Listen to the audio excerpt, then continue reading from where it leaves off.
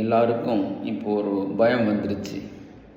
AI வந்ததுனால நம்மளில் பெரும்பாலான பேருக்கு வேலை போயிடும் அப்படிங்கிற பயம்தான் அது.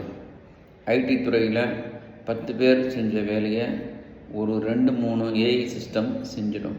அதே போல் மற்ற துறைகளிலும் ஏஐ பெரும்பாலான வேலையை எடுத்துக்கும் அப்படிங்கிற பயம் எல்லாருக்கும் இருக்குது.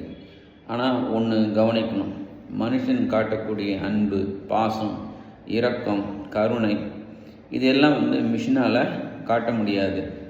எனவே மெஷின் பற்றி நம்ம கவலைப்பட தேவையில்லை. அதாவது ஆர்டிஃபிஷியல் இன்டெலிஜென்ஸ் மெஷின் பற்றி நம்ம கவலைப்பட தேவையில்லை.